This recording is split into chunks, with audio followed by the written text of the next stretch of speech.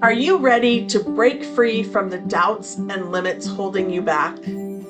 Welcome to Embrace Your Value, where therapy meets coaching to help you unlock your true worth and take control of your life. Hi, I'm Kristen, a trauma therapist dedicated to helping you heal, break old patterns, and reclaim your power. And I'm Jen, your support coach, here to show you how to set fierce boundaries, embrace self-compassion, and step boldly into the life you deserve. So whether you're stuck in self-doubt or feeling lost, know this: your value isn't up for negotiation. It's time to own it. Every week, we tackle real issues that challenge, inspire, and empower you to live with purpose and confidence. So grab your favorite drink, take a deep breath, and let's get started. Because you're not here to play small. It's time to embrace your value. Hi, welcome back to the podcast. Jen and I are here with a very special guest, and I will let Jen go ahead and introduce her. Awesome. Thank you, Kristen. Yes, today we have the amazing Kali Rose. Kali Rose is an astrologer and coach specializing in soul purpose discovery and development for heart-centered entrepreneurs. After a midlife spiritual awakening, she transformed from a 20-year career in Montessori education leadership to astrology, becoming certified in 2020 and launching her professional practice in 2021. Kali Rose focuses on empowering lightworkers, individuals with a calling to make a positive impact in the world.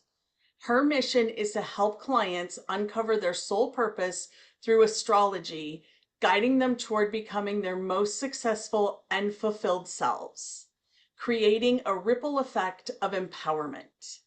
In addition to astrological insights, she emphasizes the importance of daily spiritual practices and offers practical techniques and accountability to support clients' ongoing growth.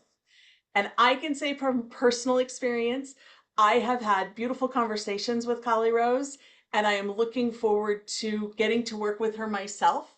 We're working on something together, and I am just so excited for that. Kali Rose, we're so glad you're with us today. Thank you so much for having me. It's wonderful to be here, and I am excited to share a little bit about what I do and talk to your fans.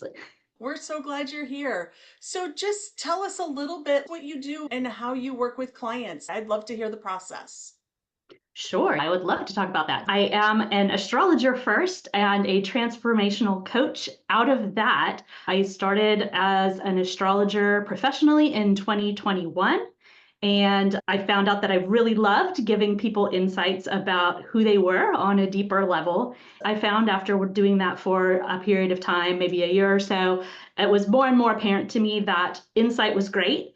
And at the same time, there wasn't necessarily anything to get people moving forward. And so it's really exciting and inspiring, but how do I do this? And coaching came along as a piece to help people actually make change in their life. Making change is so very difficult for us as human beings. And I know, at least for me, I get excited about things, but I'm also very busy, and a lot of patterns are very well set in my life and in my world. And we need like a process to break out of that routine. What I feel comes out of that is the ability to do what you really were meant for in the world. Not all of us. Some people, I think from very early on, they know I'm going to be a doctor, and not because mom and dad thought that'd be a great idea, but just because they just knew it from the core of themselves. I love talking to those people. I don't happen to be one of them. I am much more the type of person who really had no clue. I've had a lot of success in life. I've done some really cool things, but it wasn't until I was in my early 40s that I figured out that I was doing things that really weren't my heart and soul. And it was a midlife crisis period, which we have as astrologers. There's definitely a period that all of us pass through that we're aware of in that early 40s. We call it midlife crisis in society. But it's really the opportunity knocking that's saying, hey, are you really aligned with your soul and who you truly are, now's your opportunity to really think about that. And some people go, yeah, I'm on track, woohoo. I went, oh my God, I do not know who I am or why I'm here, and I need to figure this out because I'm getting too old to play games. So that's a little bit about how I came into it. And what I found was that I was super drawn to helping other people find their purpose, because that was like this 180-degree pivot in my life when I realized I'm not supposed to be a Montessori school director. I have been doing it for a long time. And it's a really beautiful thing, right? Influencing the future. It's a form of education I strongly believe in. And it's very child focused and child first. And I love that about it. And at the same time, it was clear to me that this wasn't where I really should be spending the rest of my life. And so I did this leap without looking kind of situation, and astrology came along, and I got so inspired and really have started living an entirely different life in the past decade as a result of deciding that I was going to figure out what my purpose was. And so that's where I start with clients is we need to figure out the purpose. And of course, people can be in different places with that. What I find works well for me is people who do have maybe some inkling that there is a spiritual door opening for them.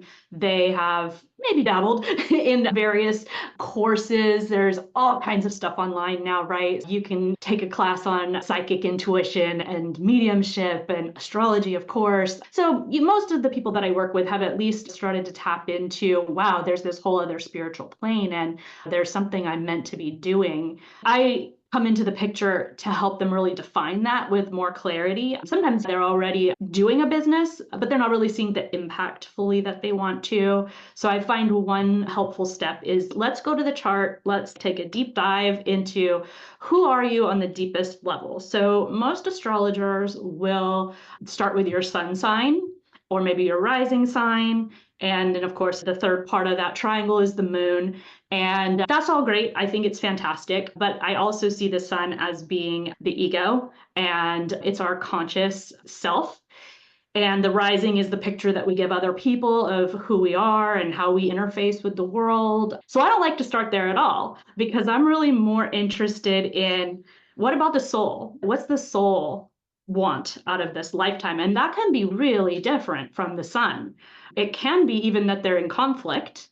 It can also be that the sun has been placed in a position in the chart that it's super supportive of what the soul intends in the life. Teasing that out and getting into the detail of it, I find that clients love that process. It's usually what they tell me is, oh my God, this is so validating. Like, you've just put into words something that I've felt in my essence, in my core, but I didn't know how to put it in words. And so putting it in words creates clarity around it too. And also I find momentum, right? Like there becomes this real desire to actualize that potential. I have a thought like on that too. So I'm thinking there might be some people that are listening to this and they're thinking, yes. So I love that you said starting with the soul's purpose and not even being able to verbalize it, but they may be feeling that's how I am, but the world tells me I need to be a different way.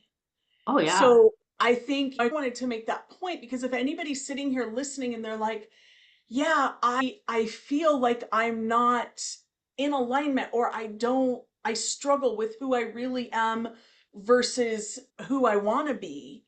I think that's a good place to make that distinction for anybody who might be listening, because I think that's really important.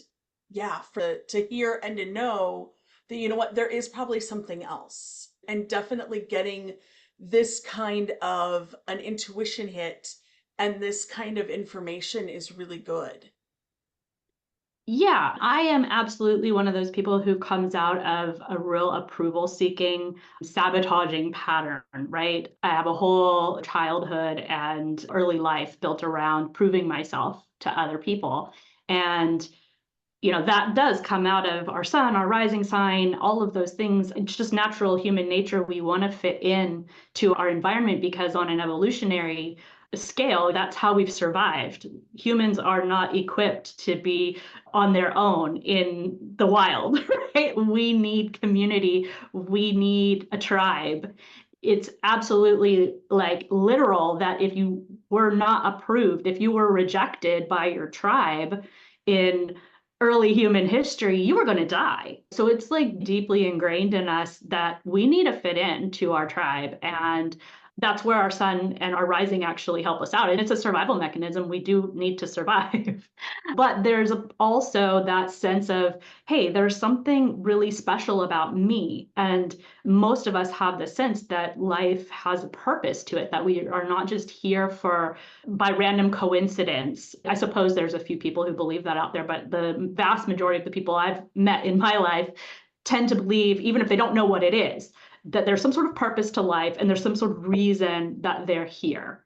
So I truly believe that myself, and that's what astrology is about to me, is just clarifying that.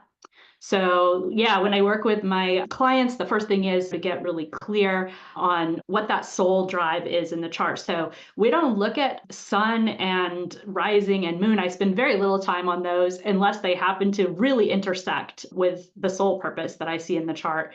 And I work more with Pluto and the moon's nodes because those are more indicative of what the soul's underlying purpose is in the chart. And we get really deep into that with all kinds of things. We call them aspects in astrology. And that's how we get a very individual picture. So it's not like the monthly horoscopes that are in the newspaper or out on the internet at this point, right? And they're very generalized and people go, I don't really believe in astrology because how can, 1/12 of the world all be like an Aries, right? Or like a Taurus. And no, you're right. You're absolutely right. You're only seeing like one layer, and we're super generalizing in those monthly horoscopes, if they're even put together by a real astrologer at all. Sometimes I think it's just absolutely sheerly entertainment, and you could just pick it out of a hat.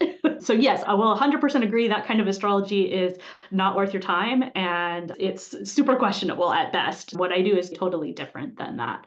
Yeah, because I know many of your audience probably are not knowledgeable about what is this individualized astrology that you're talking about.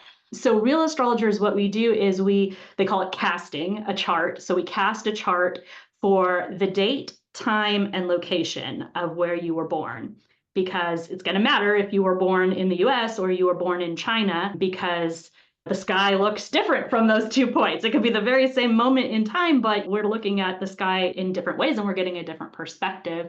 I actually had a really cool experience. I had somebody reach out to me. I'm on like a social astrology website that allows people to connect based on having the same birthday. She and I have the same birthday and our time is pretty close. I can't remember the exact number of hours difference. Anyway, she was born in Japan.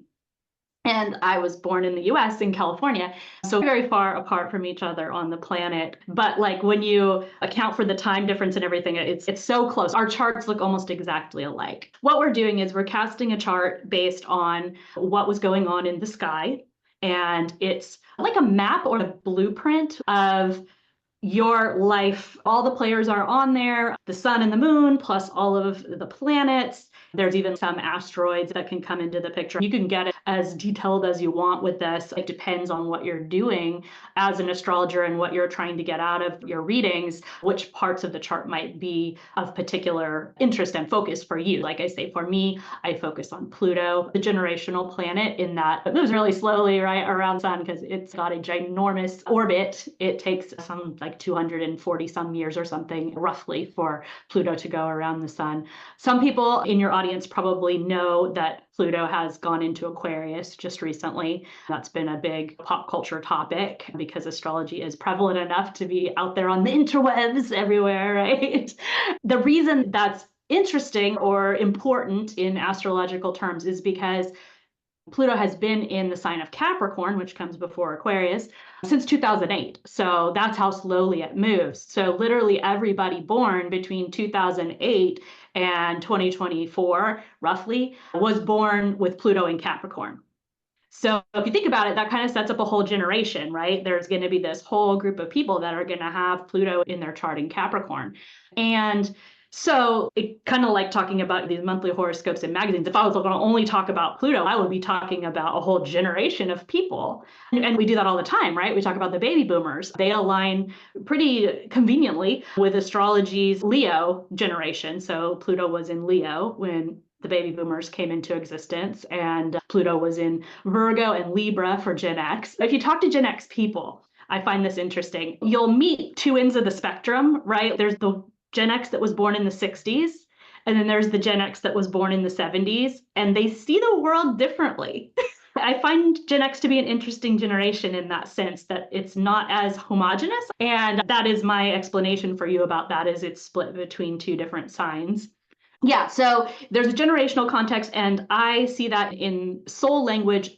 It's because we came into this lifetime with a purpose that could be actualized at this moment in cosmic history, let's say. So there's a whole bunch of people who have some sort of similar orientation and an interest in their impact into the collective at this particular time. We start to tease out the individual part of that by bringing in the moon's nodes, because they move through the signs.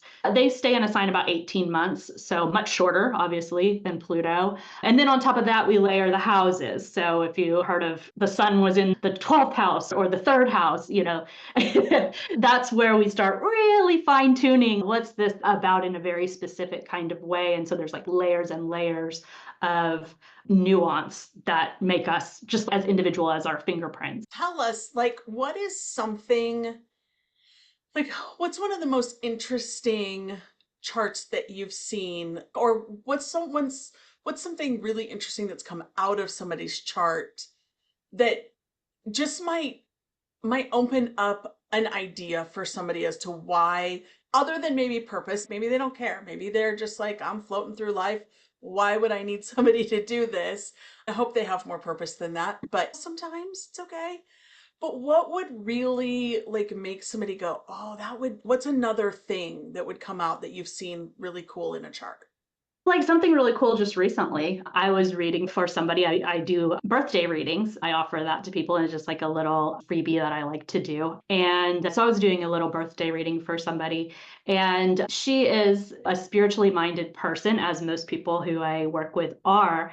As we were going through her placements and so forth, what was really emerging was this real strong connection to storytelling, to be somebody who could really tap into her life experiences and create stories around very mundane circumstances that would happen on any kind of daily basis in her life, and tease out the universal wisdom and truth that was in that moment, that was available in that moment. It was just such a cool thing. And she was like, oh my God, that's so amazing. And yes, I love to speak to people. I do love to share stories. And it was like, yeah, this is something to really focus in on and to really develop, because it's not just by coincidence or you happen to be like this. This is part of who you're supposed to be. And you have a really powerful gift here. And my encouragement to her was, start growing that, start developing that more. And she was just like, this is so cool. And she's not a 20-year-old. She is somebody who's in her, I think she just turned 60 even. Maybe it was her 60th birthday, if I'm not mistaken. Yeah, but we can go through decades and decades of our life without making those kind of connections. Yeah, I agree. Kristen, talk to us. Yeah, I do. I have a great question, I think. Anyway, so is this because this is like a fixed point in time, right? This is something that never really changes through your life, right? So if you did a reading for a 2-year-old and then did the same person at 80, it's going to be the same. Is that what I'm understanding? Yeah. And if you think about it, you're the same, right? When you're 2 and when you're 80, there's some essence part of you that is fixed, right? That is not unchanging throughout your lifetime. Of course, we develop and our brain grows and we build lots of new neural connections and we have lots and lots of experiences, and that impacts who we are and how we show up. But there's that part of you that's always been you. And that's what we're looking at with the natal chart. Yeah. So is that like where the soul part comes in? Like to me, people have different definitions of what a soul might be. But I think in general, it's like this spiritual part of your person.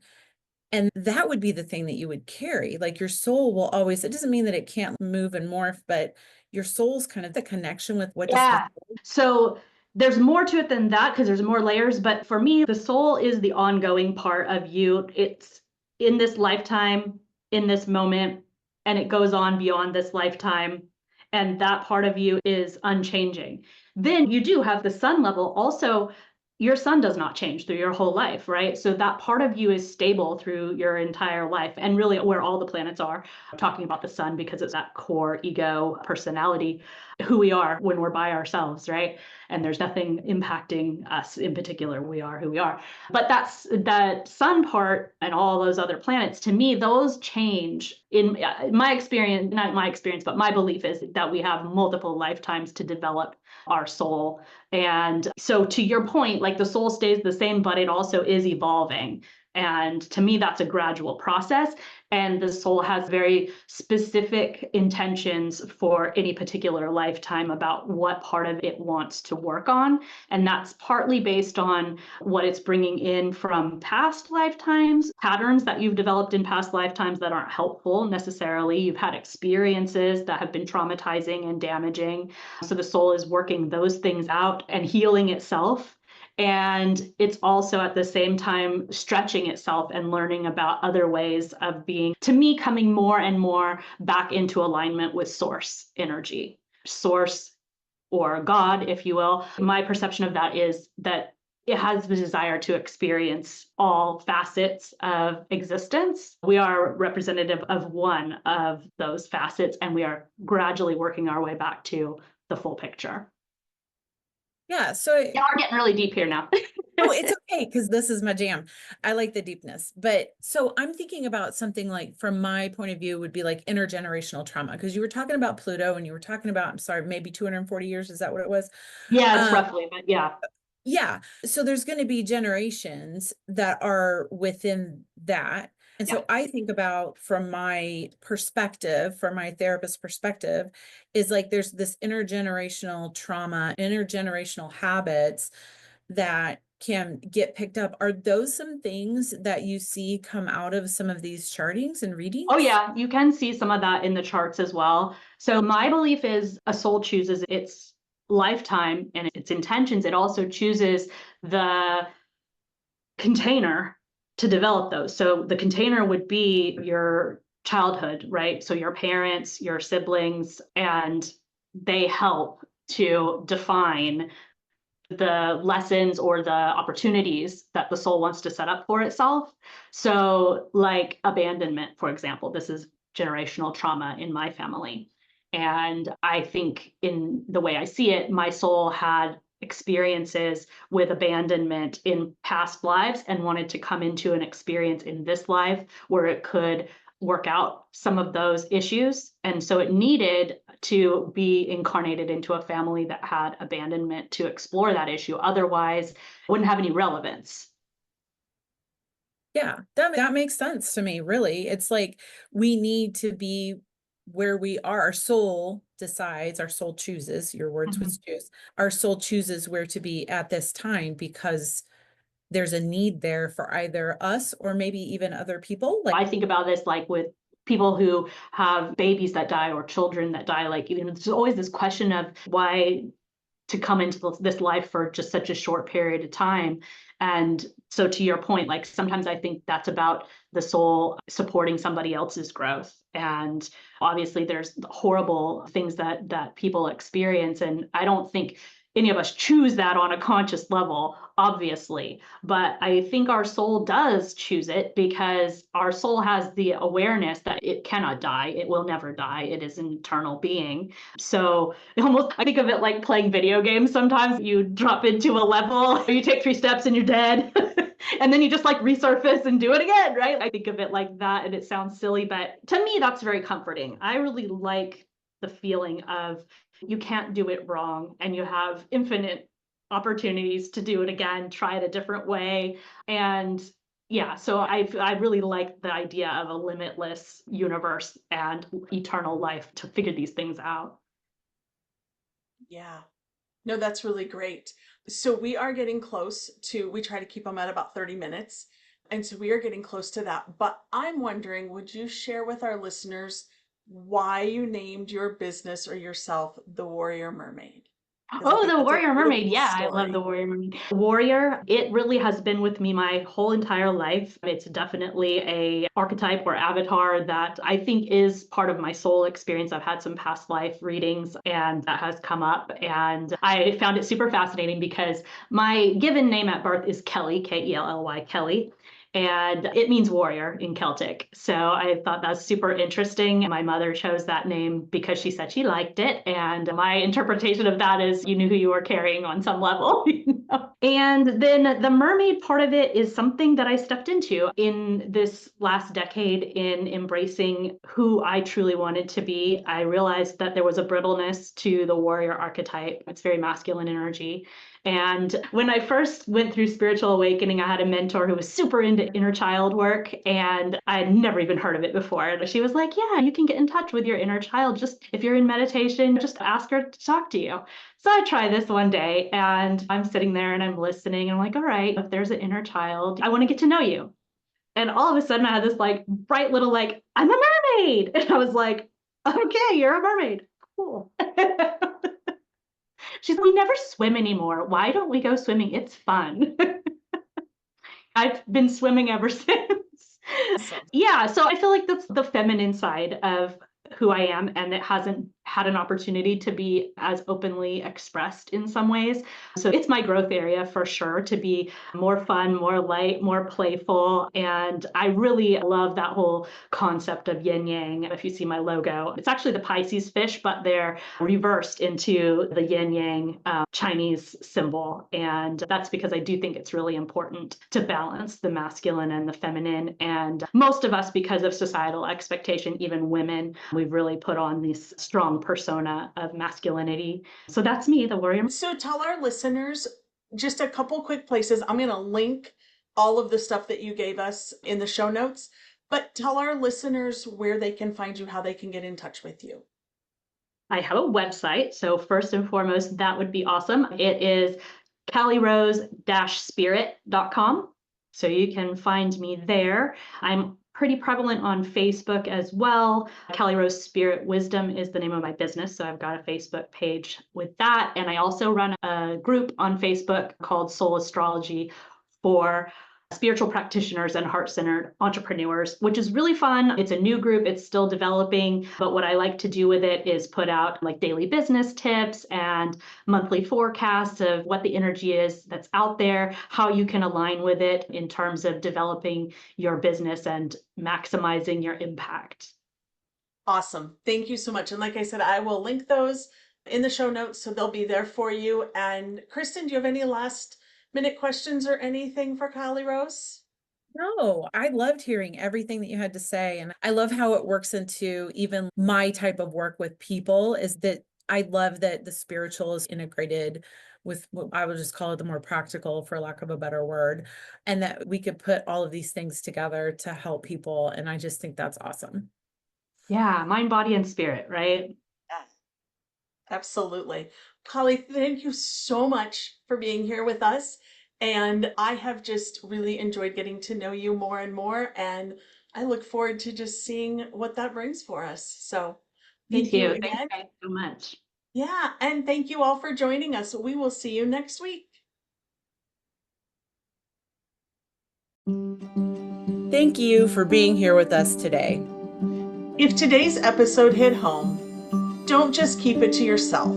Subscribe, leave us a review, and share this episode with someone who needs to hear it. Because everyone deserves to know their worth. Next week, we're diving even deeper with more insights and tools to help you break free from limitations and live authentically. Until then, keep raising your standards, owning your worth, and embracing your value.